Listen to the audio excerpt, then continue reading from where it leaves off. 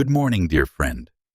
I know some of you woke up this morning with that familiar ache in your chest, that weight that settles in when life feels impossibly unfair. Maybe you're questioning why good people suffer, while others seem to coast through life untouched by real pain. I want you to know that I see you, and more importantly, God sees you. Isaiah 41 verse 10 reminds us that He will strengthen us with His righteous right hand. Even in the deepest valley, dawn still breaks, and today, we're going to discover how to find that calm your soul has been desperately searching for. I've walked this path myself, through seasons when nothing made sense, and peace seemed like a luxury I couldn't afford. Before we begin this journey together, I'd love to know where you're watching from today. Drop your location in the comments below, and if this message speaks to your heart, please hit that like button and subscribe for more prayers and encouragement. Now let me share with you a story that changed everything I thought I knew about finding peace in the middle of life's storms. The phone call came on a Tuesday morning in March.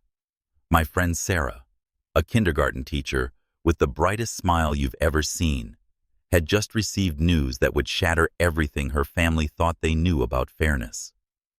At 38 years old, with twin boys who had just turned 6, she was diagnosed with stage 4 pancreatic cancer. The doctor's words hung in the sterile air of that hospital room like a death sentence wrapped in medical terminology. I remember sitting in that fluorescent-lit room with Sarah and her husband Jake, a construction worker whose calloused hands trembled as he held his wife's delicate fingers. The oncologist spoke about treatment options and timelines, but all I could think about was how this woman had spent her entire adult life pouring love into other people's children, reading stories with voices that made every character come alive, staying late to help struggling students learn to read. She baked cookies for school fundraisers, organized playground cleanups on weekends, and never missed a single one of her son's soccer games. The drive home from that appointment was silent, except for the sound of Jake's quiet sobs.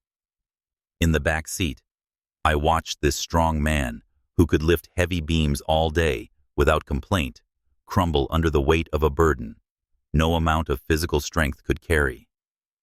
That evening, when the twins asked why Mommy looked so sad, how do you explain to 6-year-olds that life isn't the fairy tale they've been reading about in their bedtime stories? Sarah had been teaching for 15 years at the same elementary school where she'd first walked in as a fresh college graduate with dreams of changing young lives through education. Her classroom was a wonderland of colorful posters, reading corners filled with pillows and stuffed animals, and walls covered with student artwork that she treasured like masterpieces. Parents would specifically request that their children be placed in Mrs. Henderson's class because they knew their little ones would not just learn to read and write, but would develop a genuine love for learning that would carry them through their entire academic journey. Every year, Sarah would spend her own money on books for students whose families couldn't afford them.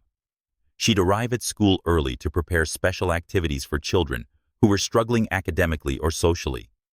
During lunch breaks, she'd tutor students who needed extra help, and after school, she'd call parents to share positive updates about their children's progress. Her classroom became a second home for kids who faced challenges at their first home. Within weeks, our community rallied around Sarah's family, but even the most generous hearts couldn't shield them from what was coming. Medical bills arrived faster than insurance payments could cover them. Jake had to reduce his work hours to drive Sarah to appointments, which meant less income precisely when they needed more. Friends organized meal trains and fundraisers, but watching someone you love fade away isn't something casseroles and car washes can fix. The financial strain was crushing. Jake's construction company offered sympathy, but couldn't provide the kind of flexible schedule that cancer treatment demands. Insurance covered treatments, but not the lost wages from missed workdays. The experimental drug trial that offered hope came with a $20,000 price tag that insurance deemed investigational and therefore not covered. Well-meaning friends suggested online crowdfunding, but Jake's pride made asking for money feel like begging, even when the money was for his wife's life. But Sarah's situation was just one example of the unfairness that seems to mock our beliefs about how life should work. Around the same time, my neighbor Tom lost his job after 20 years of faithful service to a company that decided to cut costs 2 weeks before Christmas. His daughter was a sophomore in college, and suddenly her dreams of becoming a teacher like Sarah seemed financially impossible. Tom had been the kind of employee who stayed late without overtime pay, who trained new workers without complaint, who never used all his vacation days because he felt guilty leaving his team short-handed. Down the street, Mrs. Peterson was watching her husband of 52 years disappear into the fog of dementia. His brilliant mind that once solved complex engineering problems, now unable to remember her name.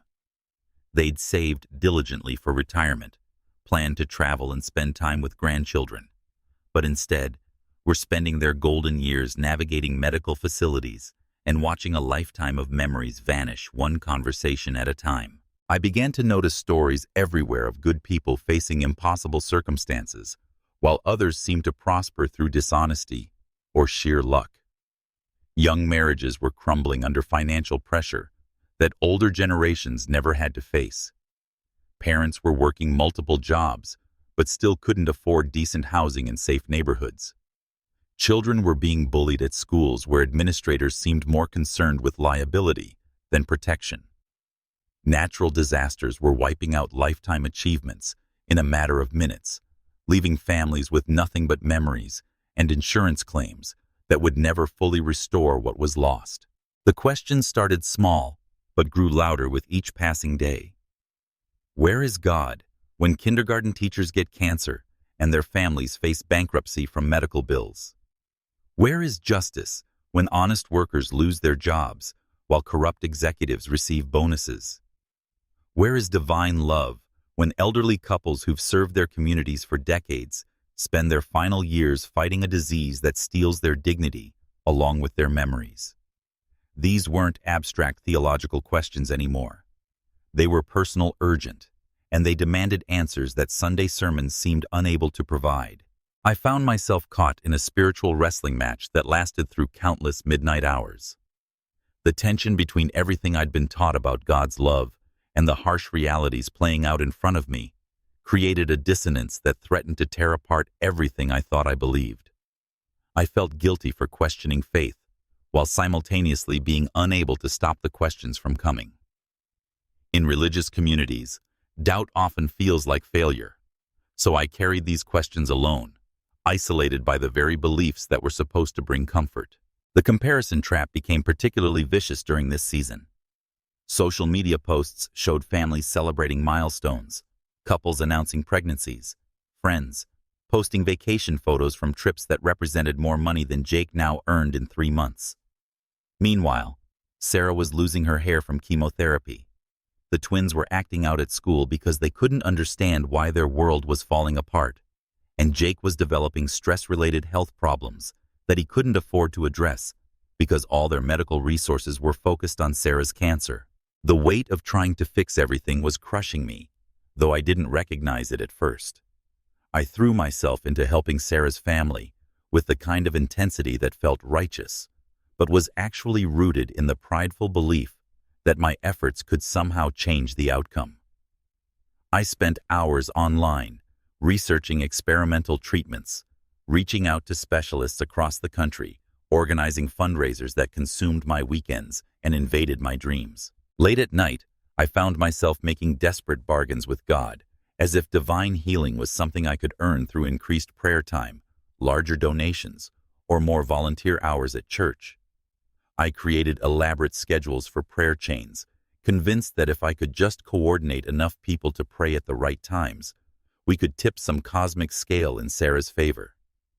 The illusion of control was seductive because it offered hope, but it was also exhausting because it placed the responsibility for miraculous intervention squarely on my human shoulders.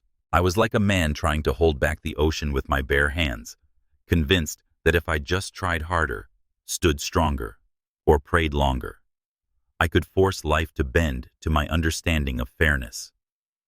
Each new treatment option felt like a lifeline. I needed to grab every positive scan result, seemed like evidence that my efforts were working, and every setback felt like personal failure. I was carrying not just the weight of Sarah's situation, but the burden of believing that her outcome depended on my ability to find the right solution. The research became obsessive. I subscribed to medical journals I wasn't qualified to understand, joined online support groups for families facing similar diagnoses, and contacted cancer centers across 3 different states. I printed out studies about alternative treatments and highlighted statistics that seemed encouraging. My desk at home became buried under medical articles, contact information for specialists, and notes about experimental protocols that might offer hope, if only I could navigate the complex approval processes. My own family began to suffer from my fixation on solving Sarah's crisis. My wife would find me at 3 in the morning scrolling through research databases, desperately searching for some piece of information that every oncologist had somehow missed. My children complained that I was physically present, but emotionally absent, always distracted by the next phone call to make or the next treatment option to investigate. Dinner conversations became updates about Sarah's condition, rather than connections with the people sitting at my own table. The medical treatments that had promised hope began delivering more suffering instead of healing. Chemotherapy sessions left Sarah weaker than the cancer itself seemed to be doing. The experimental drug trial that had filled us with optimism turned out to cause complications that added months of additional pain to her already shortened timeline. Each failed intervention felt like another door slamming shut, and I was running out of doors to try. Prayer chains that had once felt powerful now seemed to echo in empty space.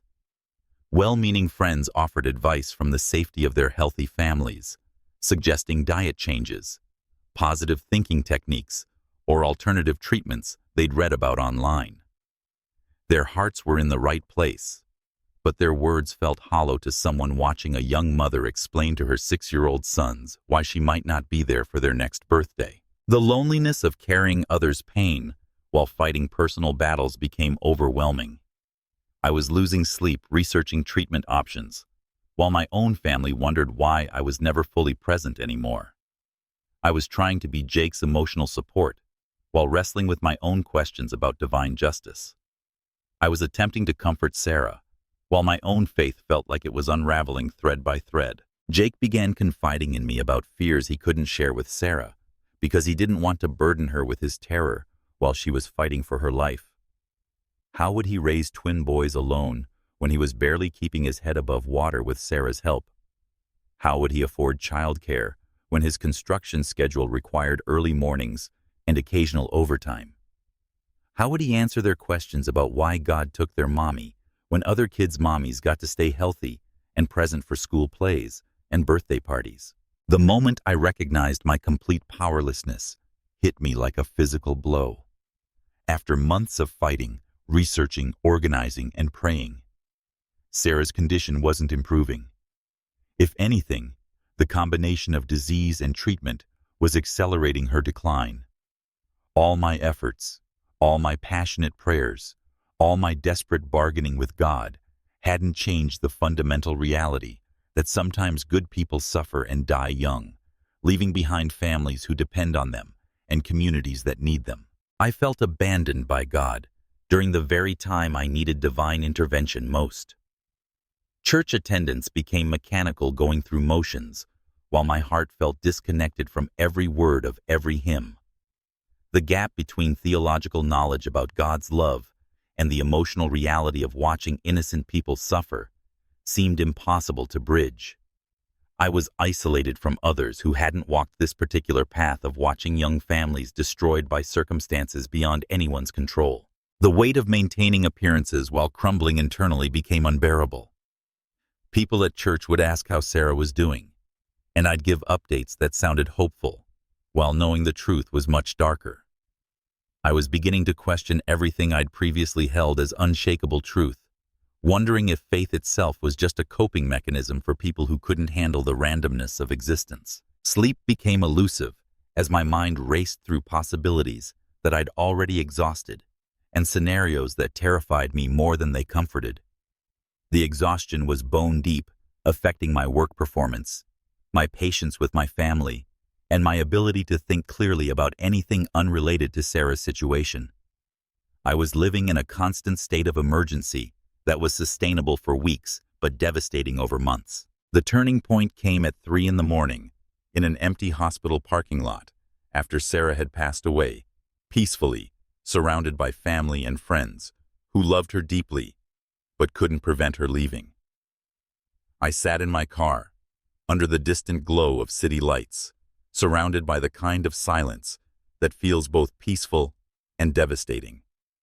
The emotions I'd been holding back for months finally broke through every wall I'd built to contain them. That's when I prayed the most honest prayer of my life. It wasn't eloquent or theological. I simply said, God, I cannot carry this anymore. I don't understand why Sarah had to suffer. I don't understand why Jake is now a single father. I don't understand why those beautiful boys will grow up without their mother. I can't fix this. I can't explain it, and I can't make sense of it. But I'm choosing to trust that your ways are higher than my ways. Just like Isaiah 55 verse 9 says, even when your ways look nothing like what I think love should look like. The tears that came weren't just grief for Sarah, though that was certainly part of it. They were tears of exhaustion from trying to control outcomes that were never mine to control in the first place. They were tears of relief at finally admitting that my human understanding had limits that no amount of research or effort could overcome. They were tears of surrender to a mystery that was larger than my capacity to comprehend, but somehow still trustworthy enough to rest my faith upon. That prayer wasn't giving up. It was surrendering to a wisdom that operates beyond human understanding. There's a difference between quitting and releasing the need to comprehend everything before trusting anything. I was setting down the 1,000-pound weight of believing that I could somehow control outcomes through the intensity of my faith or the creativity of my efforts. In that moment of complete surrender, I began calling upon the names of God that speak to exactly what my heart needed. Jehovah Shalom, God of peace that transcends understanding. I needed peace that could exist alongside ongoing sorrow. Jehovah Rapha, God who heals. I needed healing not just for bodies, but for wounded hearts and shattered expectations. El Roi, God who sees. I needed assurance that every tear, every sleepless night, every broken dream was witnessed by divine eyes that held compassion I couldn't fathom. I started making personal declarations over the situation that felt bold, even as I spoke them. I declared that Sarah's life had meaning beyond its length, that her impact on hundreds of children and their families would ripple through generations. I claimed the promise from Psalm 23 about walking through valleys, acknowledging that some valleys are longer and darker than others, but that God's presence remains constant, regardless of the terrain. Romans 8:28 came alive in a way it never had before. All things working together for good didn't mean that cancer was good, or that Sarah's death was part of some divine plan I needed to celebrate. It meant that even in the midst of genuine tragedy, God could weave purpose from pain, create beauty from ashes, and bring healing to hearts that felt irreparably broken. The active faith decisions I made that night in the parking lot changed everything about how I approached the ongoing reality of loss. I chose to trust, despite lack of visible evidence, that trusting would change anything externally. I decided to stop demanding explanations from God before I would offer my faith. I committed to finding purpose in the pain, rather than allowing bitterness to take root in soil that was already too saturated with sorrow. Most importantly, I chose gratitude for what remained, rather than resentment for what was lost. Sarah had been part of our lives for 38 years. Her sons had 6 precious years of bedtime stories, soccer game cheers, and unconditional love from a mother who treasured them. Jake had 15 years of marriage to a woman who made him laugh every single day. Hundreds of students had kindergarten years filled with creativity, patience, and genuine care that would influence how they approached learning for the rest of their lives. I opened my heart to receive divine peace that defied every logical explanation, and I prepared to become a vessel of comfort for others who would walk similar paths in the future. The surrender wasn't a one-time event, but a daily choice to release control and trust divine wisdom. Even when that wisdom led through valleys I wouldn't have chosen for myself or for people I loved. What happened next can only be described as supernatural, though it wasn't the kind of miracle I had been desperately praying for.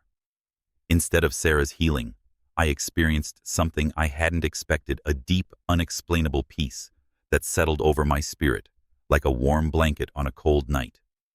This wasn't the absence of sadness about her passing. The grief was still real, still sharp, still brought tears at unexpected moments. But alongside the sorrow came a peace that surpassed understanding, exactly as Philippians 4 verse 7 describes. Sleep returned to my nights. Despite the fact that Sarah's death hadn't changed the fundamental unfairness of young mothers dying and children growing up without their first source of unconditional love. I found myself able to comfort Jake and the twins with authentic strength rather than the forced optimism I'd been offering before. There was something solid beneath my feet again, even though the ground of my previous understanding had been completely torn up. Small miracles began appearing in practical ways that no one could have orchestrated. An anonymous envelope containing exactly the amount needed for Sarah's memorial service appeared in Jake's mailbox. A local business owner offered him flexible work hours so he could be present for his sons without sacrificing the income they needed. The twin school principal, who had children of her own, arranged for grief counseling and academic support that would continue for as long as they needed it. The community response revealed something beautiful about human nature that I'd almost forgotten existed. People who had never met Sarah showed up to help with childcare, lawn maintenance, and grocery shopping. Former students now in high school and college shared stories about how her kindergarten classroom had shaped their love of learning.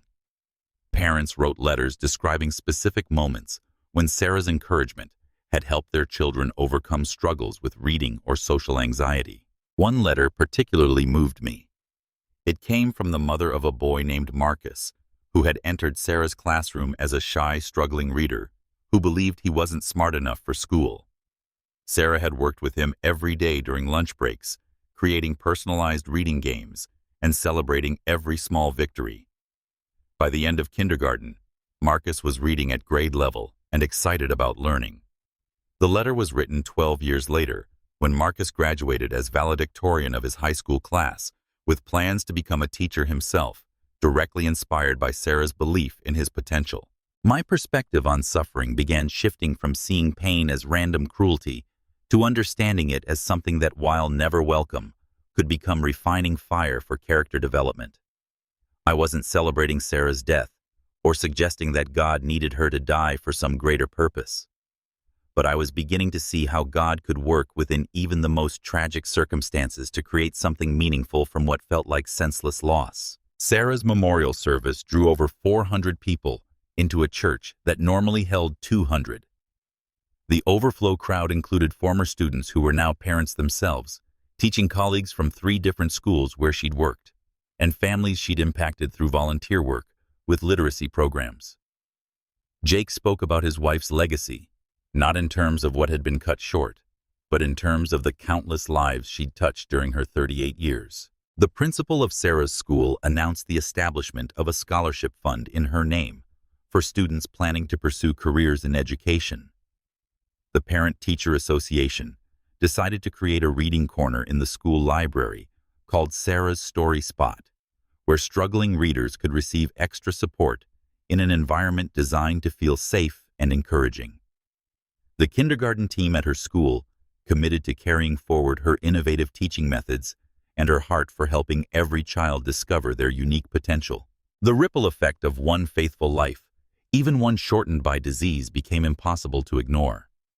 2 of her former teaching colleagues decided to start a foundation, providing books for low-income families inspired by Sarah's conviction that every child deserved access to stories that could expand their world.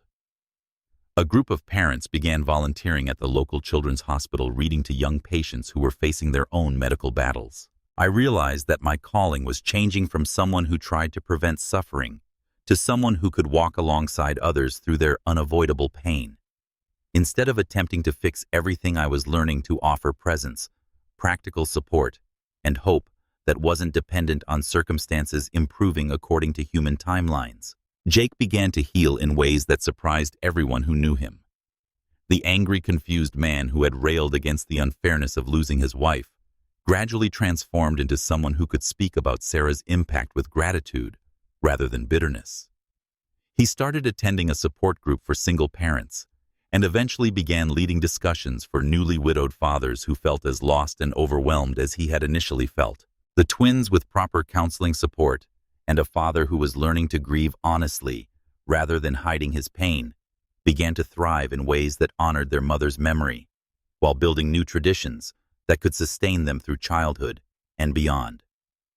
They started a small garden in their backyard, growing flowers that they could take to their mother's grave and vegetables they could donate to the local food bank, connecting their loss to acts of service that Sarah would have celebrated. The transformation from someone consumed by the unfairness of life to someone who could live with daily peace didn't happen overnight, but it did happen consistently as I developed new routines and perspectives. My mornings began differently, starting each day by acknowledging God's sovereignty before I checked news headlines or social media posts that would immediately flood my mind with things I couldn't control. Scripture meditation became my first activity rather than my last resort during crisis moments. Instead of rushing into each day's demands, I created space for quiet reflection that reminded me of promises that remain true regardless of daily circumstances. Prayer shifted from primarily being about asking for specific outcomes to expressing gratitude for basics I'd previously taken for granted. Breath in my lungs, shelter over my family relationships that brought joy even in difficult seasons. I learned to set spiritual boundaries around negative input that would hijack my peace before breakfast was over. This didn't mean avoiding reality or living in denial about genuine problems. It meant choosing to trust rather than worry, as my default response to uncertainty, approaching challenges with prayer first and panic second. The practical changes were as important as the spiritual ones.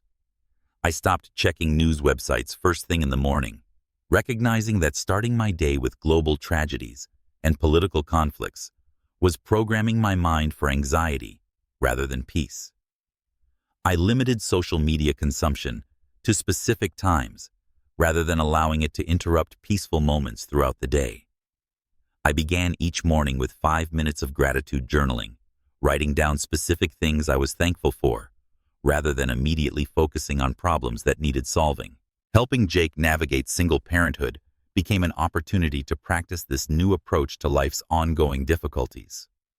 When his son struggled with behavioral issues that stemmed from grief, we addressed the problems practically through counseling and consistent routines, while also praying for healing that might take years to fully manifest. When financial pressures mounted, despite community support, we created budgets and explored assistance programs, while trusting that provision would come in ways we couldn't orchestrate ourselves. The twins needed stability that felt genuine, rather than forced optimism that ignored their loss. This meant acknowledging their sadness about missing their mother, while also helping them discover that life could still hold joy, adventure, and love. We planned activities that honored Sarah's memory, while creating new traditions that didn't depend on her physical presence. Saturday morning pancakes became a weekly tradition, where the boys could talk about their mom, while Jake learned to make the special shapes Sarah used to create. They planted a memorial garden, where they could feel connected to her memory, while learning responsibility for nurturing growing things. We established bedtime routines that included prayers thanking God for their mother's love, while asking for strength to grow into men she would be proud of. My own family faced medical scares that would have previously sent me into research spirals and control attempts. When my wife discovered a lump during a routine exam, we took immediate practical action to schedule appointments and get proper medical evaluation. But we approached the waiting period with prayer, rather than catastrophic thinking. The lump turned out to be benign, but more importantly, we'd learned to walk through uncertainty with peace rather than panic. Financial pressures in our own household were met with practical steps like budget adjustments and additional income sources combined with spiritual trust that our basic needs would be met even if our wants had to be postponed.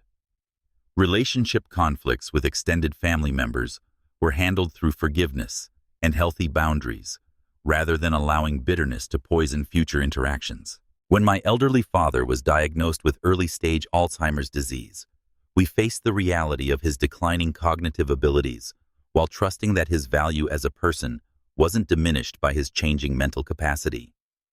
We made practical arrangements for his care while choosing to focus on gratitude for the memories we'd created together and the time we still had rather than grieving prematurely for capacities he was losing. People began calling when they faced their own impossible situations. Families dealing with terminal diagnoses wanted to know how to maintain hope without denying reality. Parents whose children had been born with disabilities needed encouragement from someone who'd learned that God's goodness isn't dependent on circumstances meeting our expectations. Couples facing infertility sought comfort from someone who understood that unanswered prayers don't indicate divine abandonment. Speaking at grief support groups and church testimonies became opportunities to share what I'd learned about finding peace in confusion rather than trying to make sense of everything before trusting anything. Leading prayer groups for families in medical crisis allowed me to offer presence and hope to people walking paths I'd traveled myself. The multiplication effect became clear as people who'd found peace in their own storms began comforting others facing similar challenges. Jake started mentoring other single fathers at his church, sharing practical advice about parenting through grief while maintaining his own emotional stability. The twins, despite their young age, showed unusual compassion for classmates whose parents were divorcing or dealing with job loss. Sarah's legacy was continuing through changed lives that were now changing other lives. A year after Sarah's passing, our church started a ministry specifically designed to support families facing terminal illness. Jake and I became part of a team that provided practical assistance like meal coordination and childcare, while offering emotional and spiritual support from people who understood the unique challenges of watching loved ones suffer and die. The ministry grew to include partnerships with local hospitals and hospice organizations, creating a network of trained volunteers who could walk alongside families during their darkest seasons. As I bring this message to a close, I want to speak some victory declarations over the confusion and pain you might be carrying today. Every mountain of unfairness that's blocking your view of hope must bow to God's ultimate justice, even if that justice unfolds over timelines longer than our human patience prefers. Your present pain is not the final chapter of your story. God's love remains constant despite circumstances that seem to contradict everything you've believed about divine care. The chaos that surrounds you today cannot reach the deep places where God's presence dwells within your spirit. Those sacred spaces remain untouched by external circumstances, protected by divine peace that makes no logical sense, but provides exactly what your wounded heart needs. You are not abandoned, even when loneliness feels overwhelming. You are not forgotten, even when prayers seem to echo in empty space. Peace is available to you right now, not because your problems have been solved or your questions have been answered, but because the same God who sustained me through Sarah's loss is present in your situation today. You have access to strength that gets renewed each morning, regardless of what yesterday took from you or what tomorrow threatens to demand.